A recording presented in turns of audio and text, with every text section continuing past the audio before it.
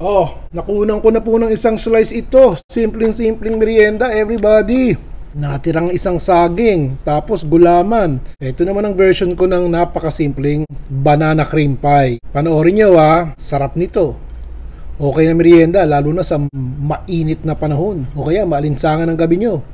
Pagkatapos nyo maghapunan, ito po ang itry nyo. Napakasimple. Version ko ng banana cream pie. Natira lang yung saging. Okay. O, wala pa to sa ano ha. Sa kalan, nagsesave lang ako ng isang lalagyan. Ito po ay kalahating tasa ng kalahating lata ng condensed milk na natira ko nung isang araw at gumawa ako ng fruit salad. Ayokong maitapon. So, let's come up with something. Kalahating lata ng condensed milk. Half a can of a small condensed milk. Table cream, all-purpose cream ang tawag. Minsan. O, ilalagay ko na po dito. Haluin natin. Wala pa sa apoy yan ha. Matamis na naman itong ginagawa ko. Yung maintenance nyo sa diabetes nyo, pabili muna kayo sa Mercury. O kaya sa Generica. Anyway, ito may buo-buo sa loob yan eh. Dito pa lang haluin natin bago natin lutuin. Okay, wala po akong isang buong lemon. Itong kalahati gagamitin ko. Yung balat lang ha, yung zest. Teka, ipapakita ko sa inyo ha. O, ito po, zester. Tapos, ang gagawin ko, yun. Yung yung yellow part lang ang lalagay natin. Ang tawag po doon, lemon zest. Siyempre, di pa, pag gumagawa tayo ng leche plan, ilalagyan natin ng dayap. O, ito, lagyan natin ng lemon zest. Pampabango po yun. And also, at the same time, nakakadagdag ng flavor, especially pag gumagawa po kayo ng matamis. O konti lang. Kita nyo yun? Mga siguro kalahating teaspoon lang yun. Huwag lang hindi matapik. Ang laki ng nagagawa nyo sa matamis, mga kaibigan, kahit sa leche plan. O lagay po tayo ng konting asin.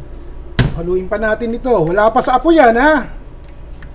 Okay, para tumigas ng konti, gagamitin na natin tong gelatin.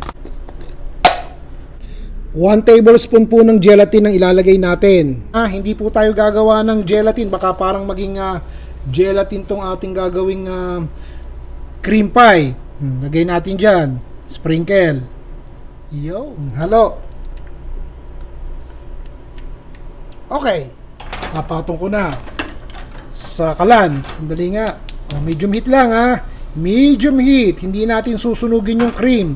Babahagyang uminit lang yan ng konti para po maluto yung ating itlog na ilalagay mamaya. So halo lang kayo ng halo. Ganyan, medium heat. Mapapansin nyo, magbabubble-bubble na yan. Balikan ko kayo. 2 minutes lang po ito. Mainit na yung cream natin. Ilalagay natin yung itlog. Ipakikita ko sa inyo ha. Salihan natin tong paggawa na to kasi dapat mainit pa yung ating cream. 2 itlog po. Okay. 2 itlog lang. Cute na cute. Nabili ko po ito sa Amazon. Maliit lang siya. Para sa 2 itlog lang. Patihin natin yan ng maigi. Make it smooth. Pale yellow. Kapag ka medyo okay na to, ito po yung hot cream. Ilalagay natin dito. Unti-unti. Ang tawag po dun sa process na yon, tempering. Hindi po pwedeng pag-ibahin yung step hindi po pwedeng yung itlog ang ilalagay sa cream. Nasabi ko na yan before dun nung gumawa ako ng leche flan. Halo lang ng halo. Okay. Lagyan pa ulit natin. Hot cream into the beaten eggs. Do not interchange the process because maluluto po yung itlog pag inilagay nyo dun sa hot cream. Dapat yung hot cream na mainit ang ilagay nyo dun sa itlog. Di ba kumakain kayo ng carbonara? Ang carbonara, hilaw na egg yolk yun di ba? Ito kahit pa paano, naluto po dun sa init ng cream. Tingnan nyo. Okay, ano gagawin natin dito? Dahan-dahan ko po itong ilalagay diyan sa natitira. Kita nyo, wala nang apoy yan Ilalapit ko yung camera para makita nyo ng maayos. Tapos, dahan-dahan nating ilalagay itong ating beaten eggs na may konting hot cream na inilagay ko kanina. Sabay whisk muna. Yan. Hanggang sa magsama-sama na sila lahat. kahit pa paano, yung init nung cream, naluto yung ating itlog. Whisk lang kayo ng whisk ha. O, tapos, gagawin ko, ite-turn on ko ulit ang apoy. Hindi malakas. Low heat lang. Mahina ang apoy. O, tapos, whisk ng whisk. Habang nandiyan kayo, lalagyan ko nga ng timer. Sige. Mapapansin nyo po, maluluto. Lalapot ito. May gelatin pa siya. Okay? So, balikan ko kayo. Waste of time kapag pinakita ko sa inyo nung halo ako ng halo. Okay. Ito 2 minutes na po ito Anytime, yung timer tutunog. Okay, narinig nyo na yun. 2 minutes na. Papatayin ko na po yung apoy. Let me turn off the timer. Ito susunod. Ito po yung natirang saging bago pa mabulok, mahihinog na. Nakita nyo, meron ng bruise yung hihiwain ko po ito ng paganyan, okay, ng maninipis, tapos ilalagay natin dun sa hot cream. Hintay lang kayo ha, hindi ko na pakikita pag hihiwain lang hindi kasama balat. Gawin nyo lang pamato sa step in, step yes yung balat. Hindi, pakikita ko na nga para makwentuhan ko kayo. Alam nyo po ba, information about saging. Ang saging po, pag medyo hilaw-hilaw ko, konti lang ang content na sugar. This is for the people na mayroong sugar problem ha. Habang nahihinog, padami ng padami ang kanyang fructose at ang kanyang sugar content. FYI sa inyo, nabasa ko lang naman yun, sineshare ko sa inyo. Mainit-init pa ito ilalagay ko na po yung saging dun sa loob. Kung 2 saging nyo, mas maganda, isa lang ang saging na natira sa akin dahil yung isa kinain ko sa kasama kaulam ng peanut butter. Kumakain po ba kayo noon? Saging na may peanut butter at saka tinapay. Yun ang aking snack. Okay, di ba? Mamaya, meron pa ako isang magic na ipapakita sa inyo. Hintay lang kayo. Haluin na natin. Lumalapot na. Habang lumalamig, lumalapot Ayoko nang lurat-lurat yung saging. Gusto ko pag kain ng mga bata as merienda, malalaman lang, nanay, meron palang saging to. Hindi ko makita yung banana flavoring ko Ito na lang ilalagay ko. Vanilla extract. Kahit po katitik lang para may extra flavor. Ilang patak lang? Mga 1, 2. Yun, halo ulit. Ito po ay gulaman, kalahating lata kasi ginamit ko yung kalahati nung isang beses Yung puti-puting nakita nyo, pasensya na kayo. Ipinatong ko ito kaya nagkaroon ng puti-puti yung gulaman, pero ito po ay yellow gulaman. Ilalagay natin dito. Yan. Dahan-dahan. Malamig na yung cream. Otherwise, pag mainit yung cream, matutunaw yung gulaman nyo. Ayaw nyo nun. Halo lang ng konti. Dapat malamig na yung cream ha.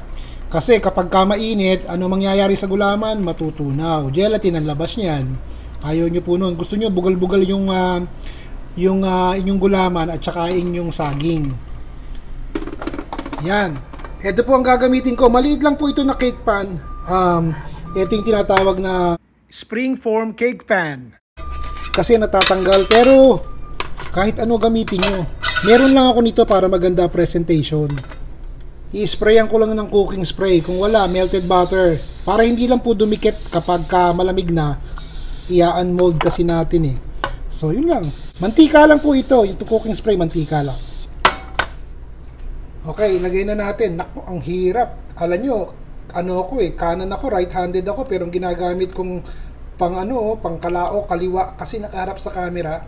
So, kung may makikita po kayong tumatapon on the side, hindi ko po nakikita yon dahil ako po yung nakaharap sa camera. Hawak ng kanang kamay ko yung pan at yung pong aking pantulak hawak ng kaliwa.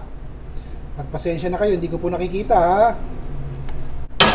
Galing! May imagine nyo na kung ano lasa niyan. Papalamigin natin yan, diba? May gelatin, diba? Hindi ba? May gelatin. Nililinis ko yung paligid Katulad ko po ba kayo?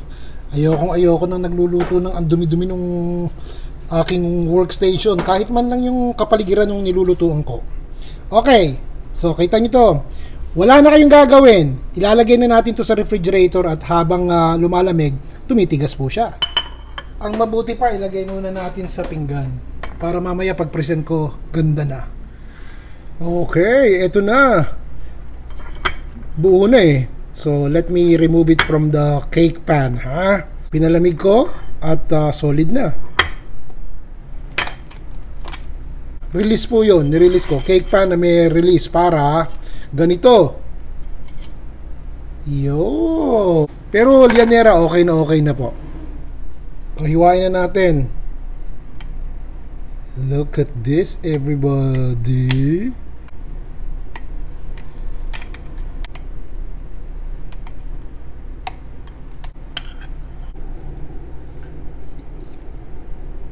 Check this out, everybody. O, diba? Lagay na natin sa small plate. Kita nyo yun? Yung banana, yung gulaman. Nako po. Look at this, everybody. Man nyo to. Ito po ang Pinoy version na banana cream pie. Natira lang yung saging eh. Ginawa ko ng ganito. Nilagyan ko pang gulaman. Sarap! Nandiyan pa pala kayo. Tapos na! Salamat po, especially dun sa mga nag-share palagi ng mga cooking videos ko. At pag chinecheck ko yung profile nila, minsan ginagawa ko yun eh. Nakikita ko, nakapublic po yung mga cooking videos. Nakakatuwa po. At napapansin ko, nag-i-enjoy din ng karamihan sa inyo when I put mini tours along with my cooking videos and I put them together. Like what I always say, busog na ang inyong mata, busog pa po ang tiyan nyo. Right? Dun sa mga silent watchers, magparamdam naman kayo. Yun yung presensya, paramdam nyo sa akin para it motivates me, it inspires me at the same time, and I promise I will post more. Marami pa tayong kakanin at mga ulam na pagsasamahan. So magparamdam naman kayo, galawin nyo yung baso. Until the next video, Ron Bilaro po. Bye everybody. Share nyo, ha? Tapos na.